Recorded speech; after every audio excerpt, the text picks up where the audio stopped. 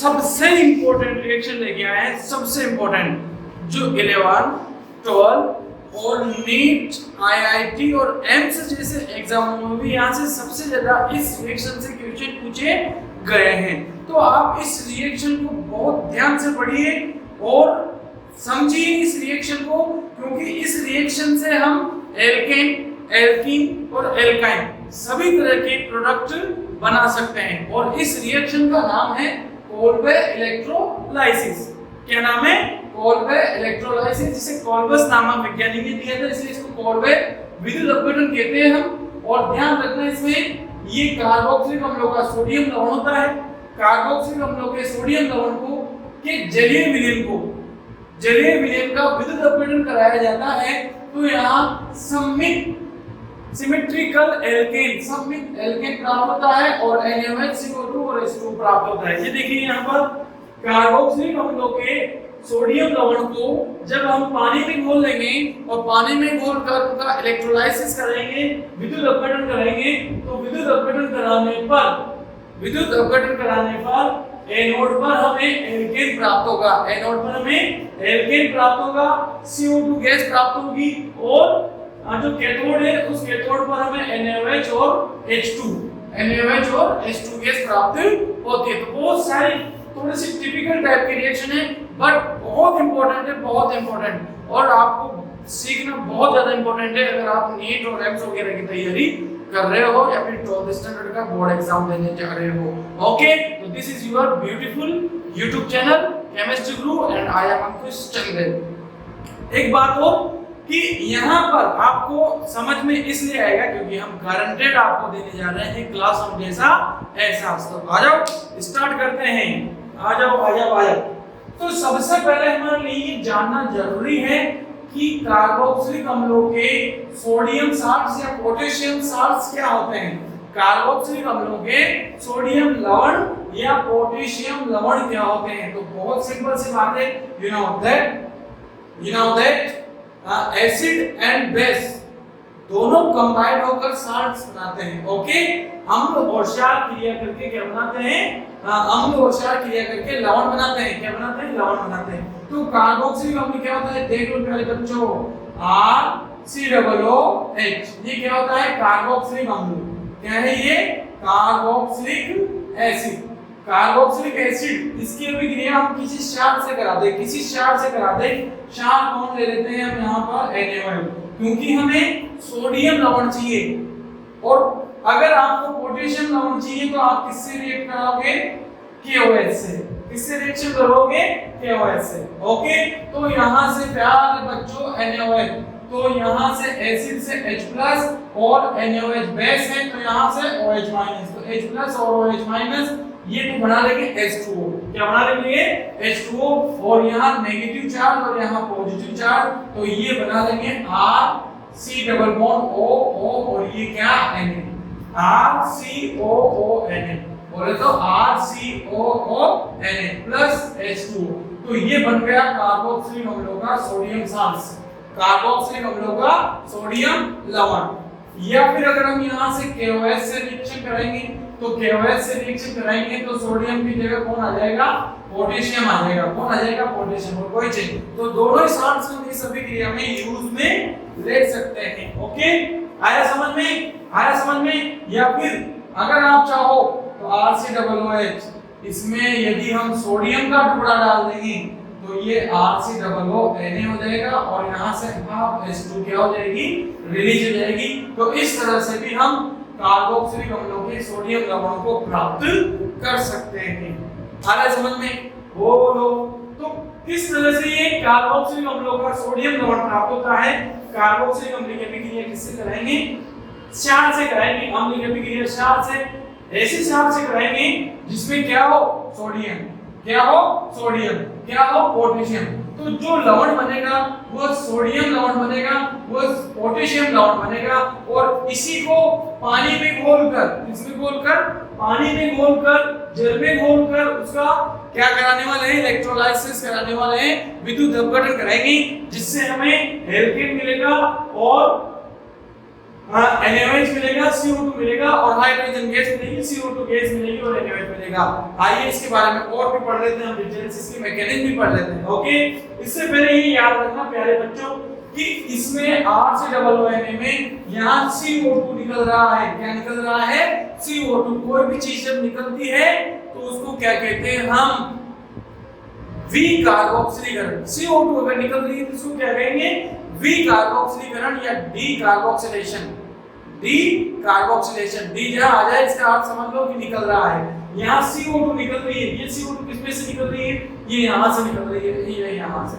तो यहाँ से CO2 निकल रही है तो इसको हम कार्बोक्सिलीकरण भी कहेंगे। ओके, आ रहा है समझ में? तो आ जाओ प्यारे बच्चों, इसको पढ़ लेते हैं और इसकी देख लेते हैं हम मैकेनिज्म। और मैकेनिज्म से जानते हैं कि क्या हो रहा है। बहुत बड़ी मैकेनिज्म में बहुत मजा आएगा प्यारे बच्चों, ध्यान से देखते रहिए इस वीडियो को, बहुत ही आनंद आने वाला है और समझ में 100% आएगी। जिसकी समझ में नहीं आ रही थी उसके भी समझ में आएगी, ये याद रख लेना, ये गारंटी है। कोलबे इलेक्ट्रोलाइसिस, तो सबसे पहले क्या किया?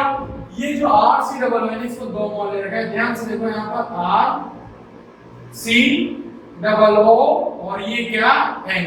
इसको जैसे ही हमने, ये क्या है? एक्साइड है, लवण। और लवण क्या होता है? स्ट्रॉन्ग इलेक्ट्रोलाइटिक, प्रबल विद्युत अपघट्य होता है। जैसे इसको हमने पानी में घोला, पानी में घोलते ही ये क्या हो जाएगा? डिवाइड हो जाएगा, डिसोसिएट हो जाएगा, RCOO माइनस और किसमें टूट जाएगा? ये Na+ में, दो तरह के आयनों में टूट जाएगा। अब यहां से इसका विद्युत अपघटन कराएंगे। विद्युत अपघटन तो बोलो कौन एनोड और कौन कैथोड पे जाएगा? तो एक तो जाएगा एनोड पे, ये रहा एनोड। और डू यू नो क्या होता है एनोड पे? चार्ज। कौन सा चार्ज होता है? Positive charge.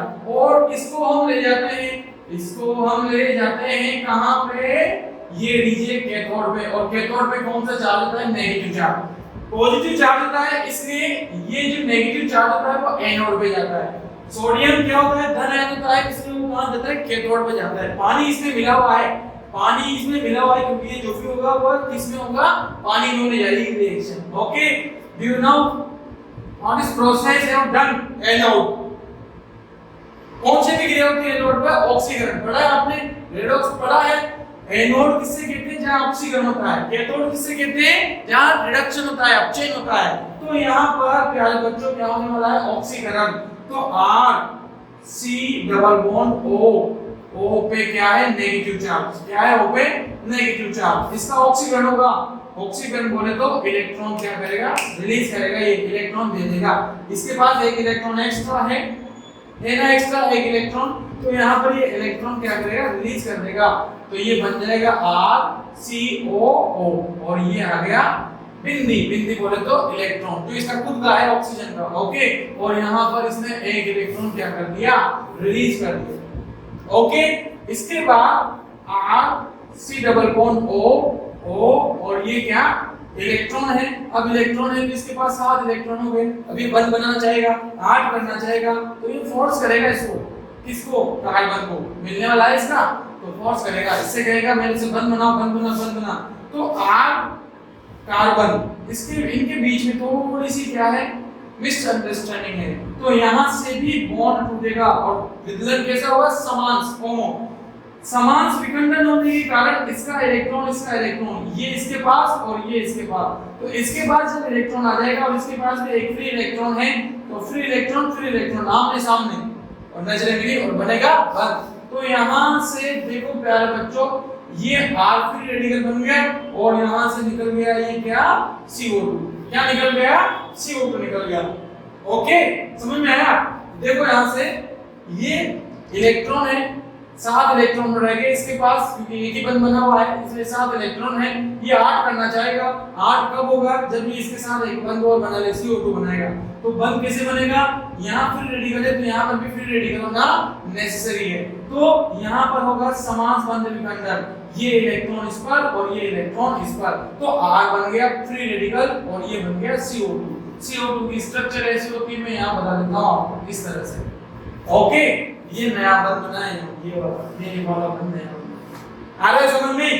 अब मैंने क्या क्या कहा, कितने मोल लेने के, 2 मोल, तो ये भी कितने मोल, 2, तो ये भी कितने, 2 मोल, ये भी कितने, 2, तो ये भी कितने, 2, और CO2 भी कितना निकला, 2। अब ये R फ्री रेडिकल और R फ्री रेडिकल दोनों ही फ्री रेडिकल है, दोनों ही सजातीय हैं, आमने सामने हैं, एक ही विलेन में है, आमने सामने है, तो नजरें मिलेगी और नजरें मिलते क्या बन जाएगा, बंद बन जाएगा। तो इसमें और इसमें क्या बनेगा, बंद, और बंद बनते ही बन गया RR, बोले तो हमारा सिमेट्रिकल एल्केन। क्या बन गया, सिमेट्रिकल एल्केन। आया समझ में? तो 2 मोल CO2 और RR हो गया, 2 मोल CO2 हो गया। अब आ जाओ कैथोड पर। कहां पर, कैथोड पे। तो कौन सा प्लेस है कैथोड, कौन सी प्रोसेस कंप्लीट होती है यहाँ पर, तो रिडक्शन। कौन सी, रिडक्शन अप चेन। कौन गया यहाँ, N। बहुत से यहाँ पर H+ को भी ले जाते हैं क्योंकि Na+ बहुत कम, सोडियम बहुत ज्यादा क्रियाशील होता है बट Na+ बहुत कम। जितना ज्यादा सोडियम क्रियाशील होता है उतना ही कम Na+ क्रियाशील होता है, क्योंकि एक इलेक्ट्रॉन त्यागने के बाद इसने इन्वर्ट गैस का जो होता है इलेक्ट्रो विन्यास वो ग्रहण कर लिया है, अक्रिय हो गया, ये बिल्कुल अक्रिय। लेकिन फिर भी हम इसको ले जाएंगे, इसको ले जाएंगे समझने के लिए। ओके, H+ भी जा सकता है, जब भी H2 होगा तो यहाँ भी H+ और OH- का प्रोड्यूस होती है, तो Na+, हम H+ के चक्कर में नहीं पड़ेंगे, यहाँ डायरेक्ट इसको ले जाएंगे Na+। कहाँ गया, कैथोड पर। इसका अपचेन होगा, अपचेन के लिए क्या चाहिए, इलेक्ट्रॉन। ये देखो यहाँ पर एनोड पर इसने इलेक्ट्रॉन त्याग रखा है, ये त्याग रखा, ओके, त्याग रखा है।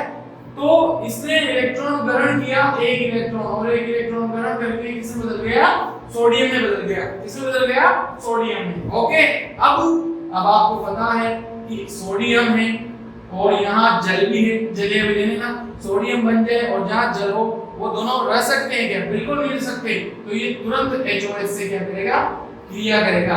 इसको भी कितना मोल ले लेते हैं, 2 मोल, इसको भी कितना मोल ले लेते हैं, 2 मोल, 2 NaOH, 2 NaOH, और यहाँ से रिलीज हो गई H2। देखो पहले बच्चों बच्चे पूछा NaOH भी प्राप्त हो गया इस रिएक्शन में, NaOH प्राप्त हो गया और क्या प्राप्त हो गया, H2 भी प्राप्त हो गया। तो इस तरह से ऑलवे इलेक्ट्रोलाइसिस कंप्लीट होता है। आया समझ में? कार्बोक्सिलिक हम लोग जो कार्बोक्सिलिक अम्ल है उसका सोडियम लवण पानी में घोल के 2 भागों में टूट गया, एक में हमें कार्बोक्सिलेट आयन प्राप्त हुआ, एक में हमें सोडियम आयन प्राप्त हुआ। कार्बोक्सिलेट आयन कहां जाएगा, एनोड पे, क्योंकि नेगेटिव कहां जाएगा, पॉजिटिव पे।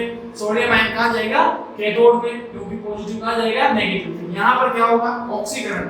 कौन सी प्रक्रिया संपन्न होगी, ऑक्सीडेशन। इसने क्या किया, इलेक्ट्रॉन दे दिया, ये बचा फ्री रेडिकल बना, तो यहाँ पर इसने बंद बनाया तो CO2 निकल गया यहाँ से, और ये बन गया एक और free radical, R free radical, R 2 free radical ने क्रिया की और एल्केन बन गया, सिमेट्रिकल एल्केन, सम संख्या वाला। क्यों, ओके, जैसे अपन ने ऊर्जा क्रिया में पढ़ा था वैसे यहाँ पर इसमें सोडियम अपचयन होगा, एक इलेक्ट्रॉन इसने क्या किया, ग्रहण किया, एक इलेक्ट्रॉन गेन करके सोडियम में बदल गया। लेकिन जब पानी और सोडियम एक साथ नहीं रह सकते, तो सोडियम ने तुरंत पानी में लगा दी आग और बन गया 2 NaOH और रिलीज कर दी H2 गैस। तो इस तरह से ऑलवे इलेक्ट्रोलाइसिस प्रोसेस कंप्लीट होती है और बहुत सारे एग्जाम में यहां से क्वेश्चन पूछे जाते हैं। ओके, तो इसके थोड़े से ले लेते हैं हम एग्जांपल। क्या ले लेते हैं, एग्जांपल। ओके, क्या ले लेते हैं, एग्जांपल लेना है। तो जैसे यहाँ पर हमने ले लिया CH3, क्या ले लिया, CH3 और C डबल बॉन्ड O और ये क्या, Na।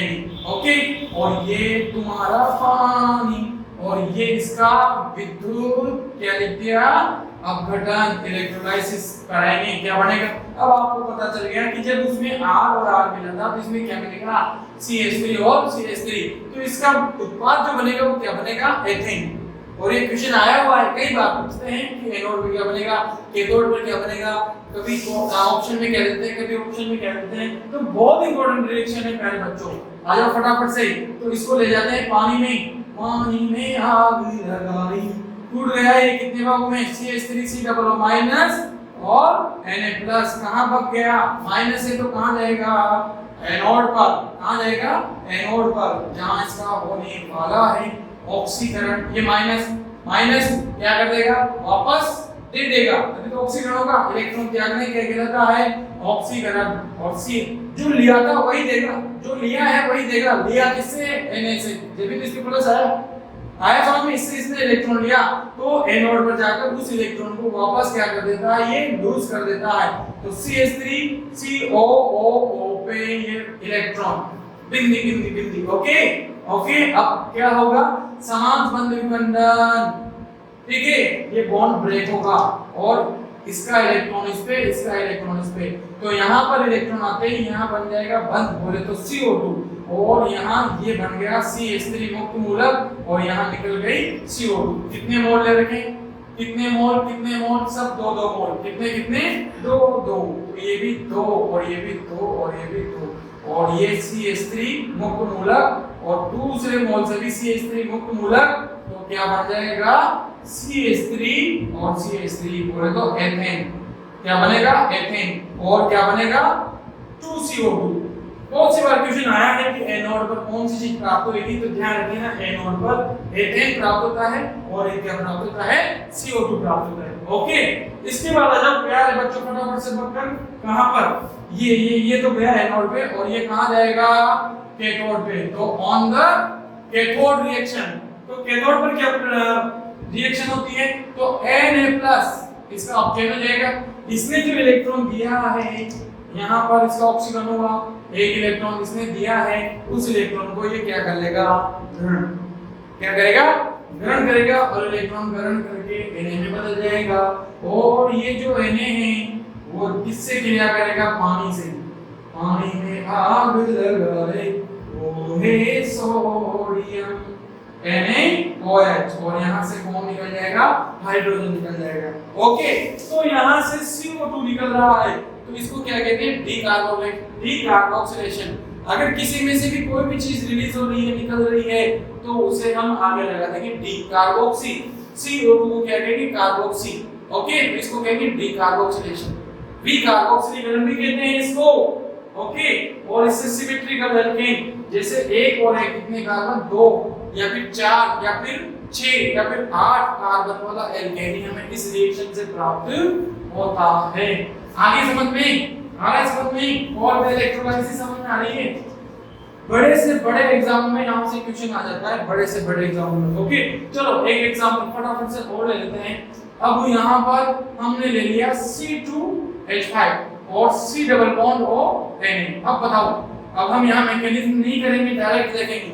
अब बताओ, ये क्वेश्चन आ गया तुम्हारे, मान लो कि नीट में ऐसा क्वेश्चन आ गया, ठीक है, और इसका हमें क्या कराना है? इलेक्ट्रोलाइसिस कराना है। और क्वेश्चन पूछ रहा है कि निम्न में से कैथोड पर क्या प्राप्त होता है? कैथोड पर तो आपको पता होना चाहिए कि एनोड पर क्या क्या प्राप्त होता है। तो एनोड पर ये जाएगा C2H5, दूसरे और मॉलिक्यूल से भी C2H5 आएगा, तो C2 2 और 2 4 कार्बन, 4 कार्बन का मतलब CH3 CH2 और CH3। आप मैकेनिज्म करके देखना। तो ये कहां प्राप्त होगा? एनोड पे, और एनोड पर से ही क्या निकल जाएगी? CO2। तो दोनों चीजें एनोड पर आएगी, ब्यूटेन और CO2। ओके, और कैथोड पर कौन जाता है? सोडियम। पता है आपको? तो कैथोड पर कौन जाता है? सोडियम। तो सोडियम 2NaOH और पता है कौन सी गैस? Hydrogen gas. तो क्वेश्चन आ जाता है, नीट में क्वेश्चन आ जाता है कि कैथोड पर कौन सी गैस प्राप्त होती है, और ये चारों ऑप्शन आ गए 1 2 3 4। बच्चा कंफ्यूज, क्योंकि CO2 भी गैस, हाइड्रोजन भी गैस, और ये दोनों गैस नहीं है। अब तो एनोड पर CO2 गैस प्राप्त होती है, जबकि कैथोड पर कौन सी गैस प्राप्त होती है?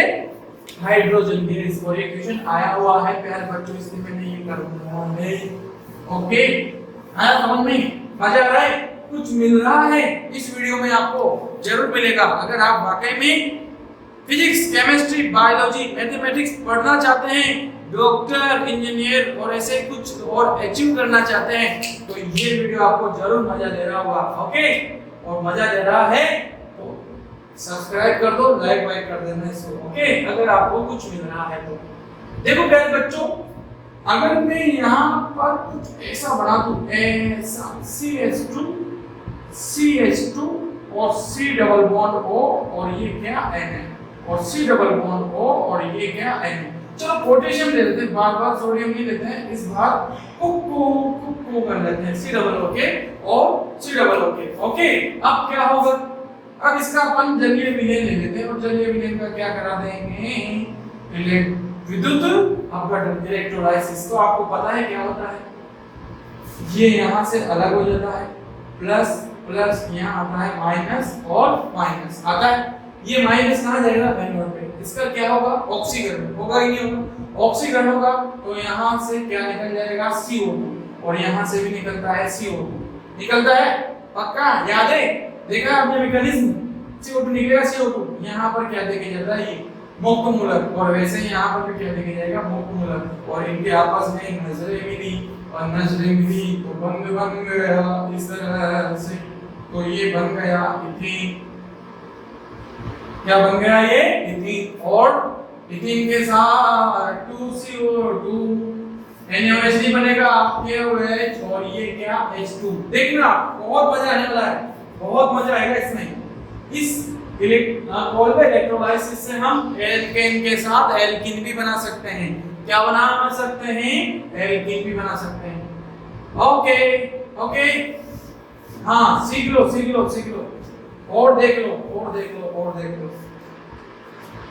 ये देखो CH double bond CH, C double bond हो Na, C डबल बॉन्ड हो Na। अब इसमें क्या बनेगा, तो एज इस सेम कंडीशन, ये सोडियम अलग कहाँ जाएगा, प्लस प्लस कहाँ जाएगा कैथोड पर, कहाँ जाएगा कैथोड पे, ये माइनस कहाँ जाएगा एनोड पे। चलो इसको देख लेते हैं थोड़ा सा, ये double bond C double bond O पे minus, C double bond O पे माइनस, आया समझ में, क्या होगा ऑक्सीकरण, इलेक्ट्रॉन यहां से गया एक इलेक्ट्रॉन, यहां से भी गया एक इलेक्ट्रॉन, ऑक्सीडेशन हो गया, ये देखो बिंदी, ये बिंदी, और ये बंद यहां से टूटेगा और निकल गया CO2, और यहां से भी निकल गया CO2, और यहां रह गया फ्री रेडिकल, और इसमें आपस में बंद बन जाएगा और ये बन जाएगा CH ट्रिपल बॉन्ड Cl, बोले तो एल्काइन, बोले तो इथाइन, बोले तो इथाइन, क्या बन जाएगा इथाइन बन जाएगा। अरे समझ में, तो इस तरह से इसमें एल्केन बना सकते हैं, एल्कीन बना सकते हैं और एल्काइन भी बना सकते हैं। ट्राई आपको ही करनी है, ट्राई, ऐसा नहीं कि बिल्कुल हम सीख गए हाँ मजा आ गया, ऐसा नहीं होगा, कुछ भी नहीं होगा जब तक आप कॉपी में लिखकर याद नहीं करोगे, तब तक प्रैक्टिस नहीं करोगे, तब तक कुछ आने वाला नहीं है, ये याद रखें। ओके, चलो इसको भी हम मिटा देते हैं। एक और क्या कर लेते हैं हम, हाँ अगर इस तरह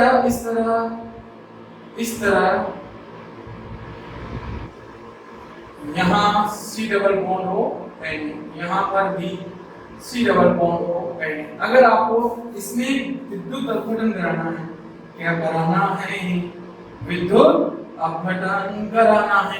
अब विद्युत अपघटन वही इलेक्ट्रोलाइसिस को, इलेक्ट्रोलाइसिस तो क्या बनेगा, आंसर क्या बनेगा, बताओ, क्या बेंजीन बनेगा, क्या नहीं बनेगा, तो ध्यान रखना, ये यहाँ से सोडियम अलग, ओके निकल गया सोडियम NaOH के साथ CO2 2 मोल CO2, यहाँ पर मुक्त मूलक, ये देखो यहाँ पर बिंदी आएगी, यहाँ पर भी बिंदी आएगी, दोनों में बंद बनेगा और ये बन जाएगा साइक्लोहेक्सीन, क्या बन जाएगा, साइक्लोहेक्सीन।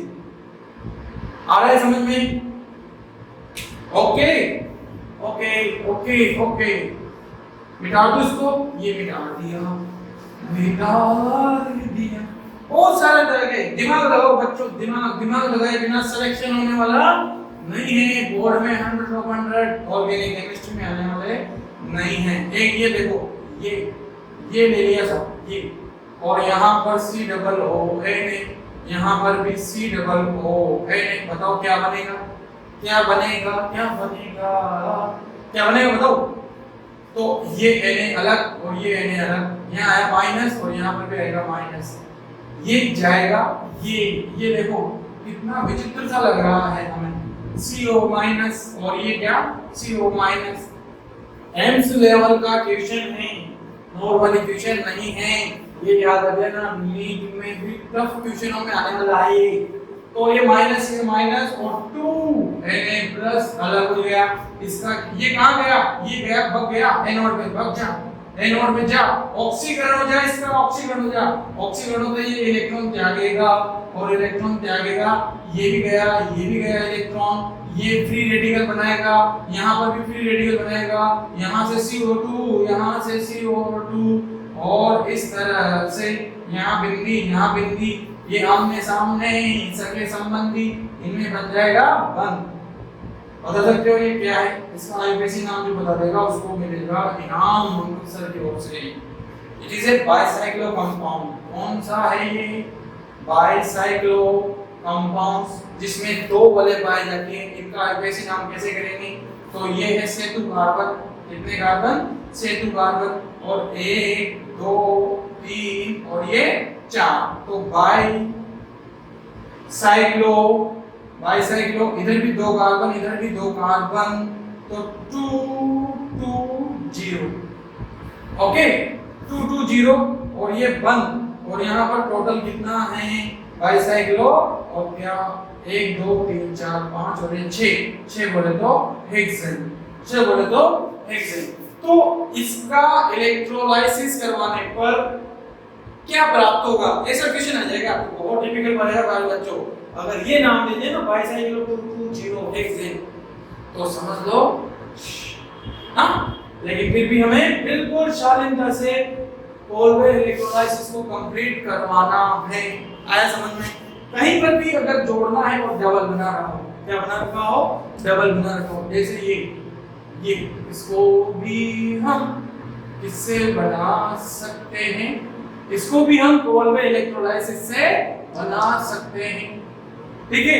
इसमें और इसमें क्या बन गया है, यहाँ पर भी बंद बन गया, क्या बन गया, यहाँ पर भी बंद बन गया।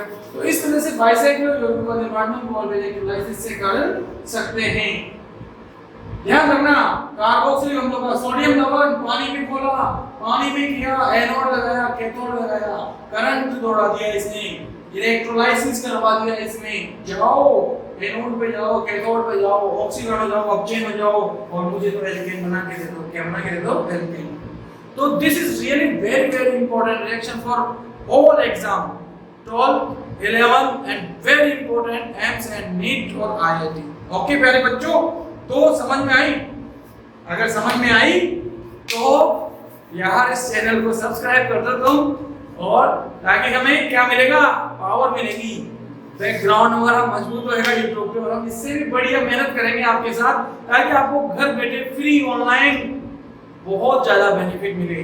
अगर कोई बच्चा घर बैठकर अगर नीट और एम्स वगैरह की तैयारी कर रहे हैं, तो आप इस चैनल को सब्सक्राइब कीजिए। कंप्लीट में पूरी की पूरी रिएक्शन ऑर्गेनिक केमिस्ट्री आने वाले कुछ ही दिनों में यूट्यूब पर लाने वाला हूँ। ओके, तब तक के लिए बाय बाय, और चैनल को कर दीजिए सब्सक्राइब। ओके।